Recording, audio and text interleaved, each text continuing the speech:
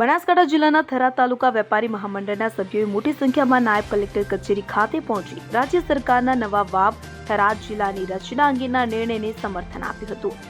રાજ્ય સરકાર દ્વારા બનાસકાંઠા જિલ્લામાંથી નવા વાવ થરા જિલ્લાની રચના કરવાનો નિર્ણય લોકહિતમાં લેવાયેલો દૂરંદેશી નિર્ણય છે હોવાનું વેપારી મહામંડળે જણાવ્યું હતું. નવા જિલ્લામાં વાવ થરા સુઈગામ બાબર દિયોદર ધાનેરા અને લાખણી તાલુકાઓનો સમાવેશ કરવામાં આવ્યો છે. વેપારી મહામંડળને મતે આ નવી જિલ્લા રચનાથી વહીવટી તંત્ર વધુ કાર્યક્ષમ બનશે અને વિકાસ કાર્યો ઝડપી બનશે. સાથે જ લોકોને સરકારી સેવાઓ સરળતાથી મળી શકશે. મહામંડળે કેટલાક રાજકીય નેતાઓ દ્વારા કરવામાં આવી રહેલા વિરોધની ટીકા કરી હતી અને તેને અયોગ્ય ગણાવ્યો હતો.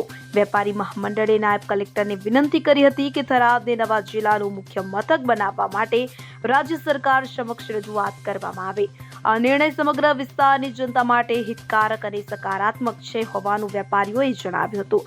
જિલ્લામાંથી નવનિર્મિત વાવ થરા જિલ્લાના નિર્માણને લઈને ભાજપ યુવા મોરચા અને સ્થાનિક અગ્રણીઓએ નાયબ કલેક્ટર કચેરી ખાતે આભારની લાગણી વ્યક્ત કરી હતી. 1 જાન્યુઆરીથી અમલી બનેલા નિર્ણયથી સમગ્ર વિસ્તારના લોકો આનંદિત હોવાનું જણાવાયું હતું. પ્રતિનિધિ મંડળે વડાપ્રધાન નરેન્દ્ર મોદી, મુખ્યમંત્રી ભૂપેન્દ્ર પટેલ અને વિધાનસભા અધ્યક્ષ શંકરભાઈ ચૌધરીનો આભાર વ્યક્ત કર્યો હતો.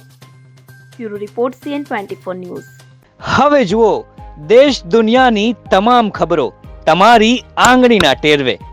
ઉઠાવો મોબાઈલ અને Google Play Store પરથી ડાઉનલોડ કરો અમારી CN24 ન્યૂઝ મોબાઈલ એપ.